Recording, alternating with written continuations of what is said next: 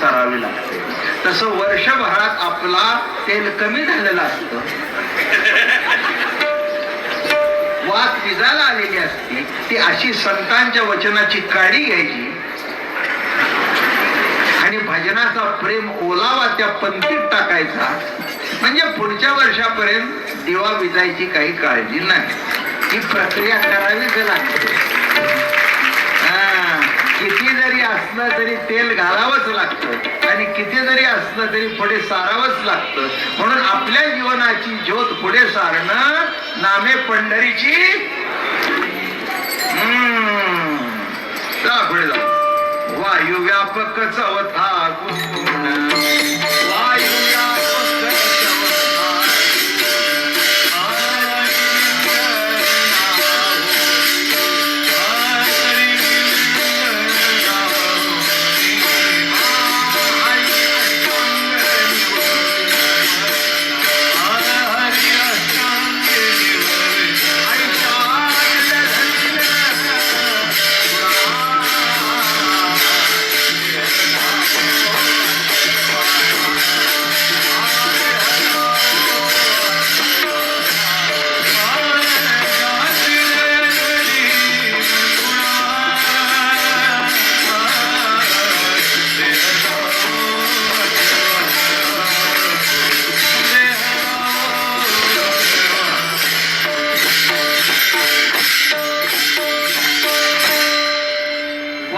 व्यापक चौथा गुण.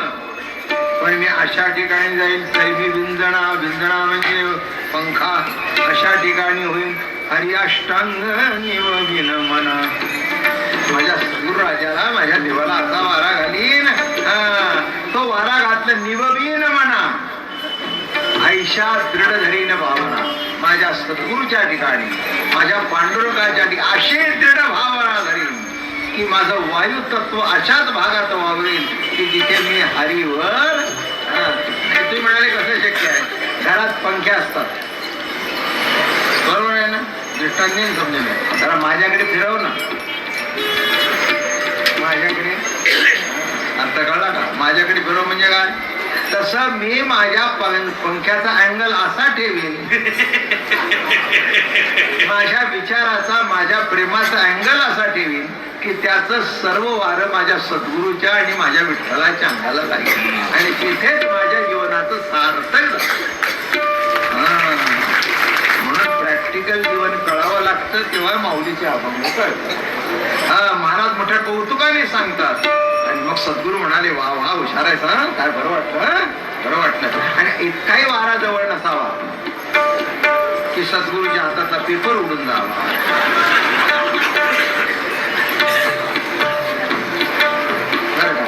अंगावरचे कपडे इकडे तिकडे वाढले असा असावा. धुळमुळ धुळमुळ धुळमुळ धुळमुळ. अंगाला झोंबू तर नाही पण गार तर वाटावं. अंगाला झोंबू तर नाही पण गार तर वाटावं. आकाश पाच वागून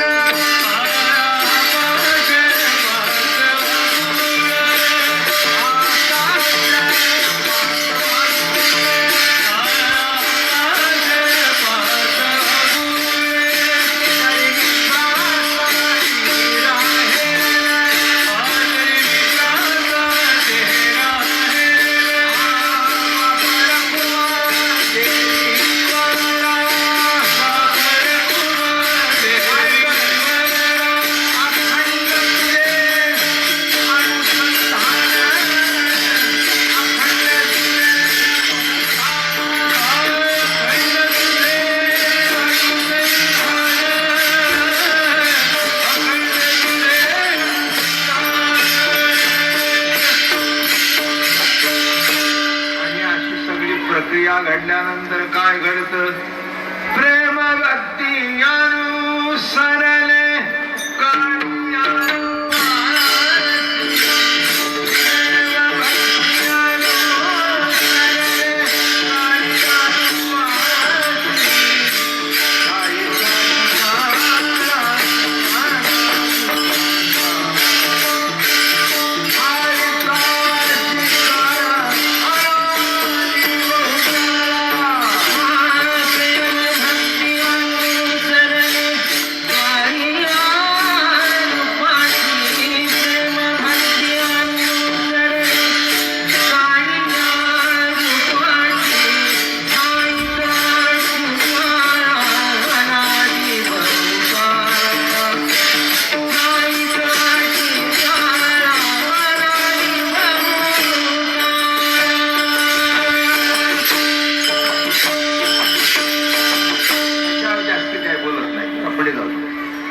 वेळ येऊन जातो आणि पुष्कळ थकलो नाही, पुष्कळ जीवनात ती 5 तत्व पांडुरंगाशी कशी एकरूप करायची एवढं जरी कळलं तरी 5 सहित लया तिथं अभंग सांगून झाला. फक्त पुढचा गोलार्थ सांगतो. ठाई साची काळा नांदी बहु काळा. काळ्यावरच सगळं पांढरं उठत असतं अशी पद्धत. म्हणून ब्लॅक बोर्ड, बोर्ड ब्लॅक असतो पण खडू पांढरा असतो. पण एक महत्वाचा भाग आहे, खडूचं पुसलं जातं पण ब्लॅक बोर्ड अखंड असतो. जिओग्राफी लिहिलेली पुसली जाते, इतिहास लिहिलेला पुसला जातो, पण सर्व पुसलं जातं पण जे पुसलं जात नाही, जे अखंड असतं तो ठाई साची काय अनादी बहु काळा. म्हणून वेदा चाळा. वेद सुद्धा चाळवला. चाळवला म्हणजे कळलं का? यालाही कळलं नाही नेमकं काय म्हणावं.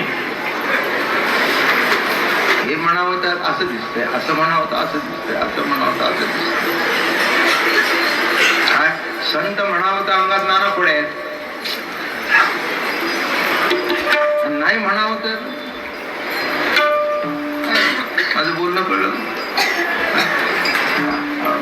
परमात्मा, परमज्योती, परमव्याप्ती, परात्पर म्हणावा तर बायकांच्या मागे लागतो आणि एका बाईच्या मागे लागतो का? 16,108च्या लागतो. काय म्हणावं, काय परब्रह्म म्हणावं, परमात्मा म्हणावं. बर आ केल्यानंतर विश्व दिसलं आणि पुन्हा खाली आलं. याच्यात एक खोड्या. काय म्हणावं काय याला?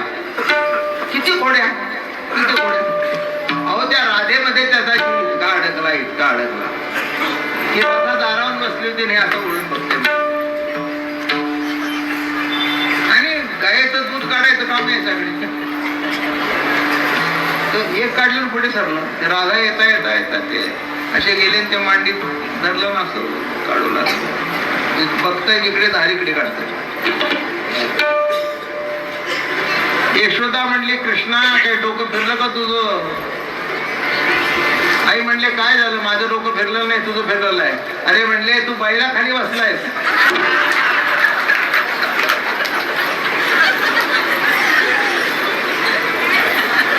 ती गाय नाही ती बैल आहे.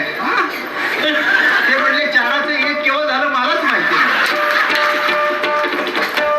पुढचं ऐकून घ्या. त्याच्यातून दूध निघत होत. यशोदा म्हणली कृष्णा तुझ्या नादी न लागणं काय त्याला काय अवघड आहे.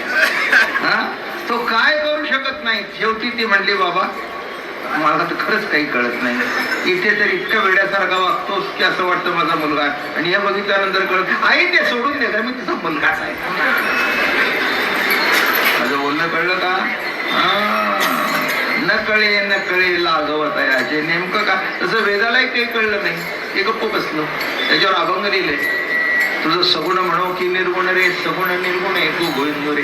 अनुमाने ना तिथेच म्हटलंय. अनुमान जया श्रुती नेती नेती. वेद सुद्धा नेती नेती म्हणला. त्याचं काहीही गौड बंगाल कळत. चांगला म्हणावं तर वाईट, वाईट म्हणावं तर चांगला, खरा म्हणावं तर खोटा, खोटा म्हणावं तर खरा. त्याच्या इतकं खरी कोणी बोलत नाही, त्याच्या इतकं खोटं कोणी बोलत नाही. त्याच्या इतका चांगला कोणी वागत नाही, त्याच्या इतका लबाड्या कोणी काय बोलावं. ते म्हणले काही न बोलून आता उगाच चरणी ठेवीचे माता घेतली. म्हणून काही बोलू नका. ज्ञानोबा म्हणले आम्हाला जन्मा वेगळं केलं आहे, त्या जन्मापासून वेगळं केलं आणि म्हणून भाग झाले बाई. मी त्याची पत्नी झाले. कुणाची पत्नी झाले? पांडुरंगाची, कृष्ण सुखाची मी भाग झाले बाई. म्हणून मी नेहमी म्हणतो काळी पोत बांधल्यानंतर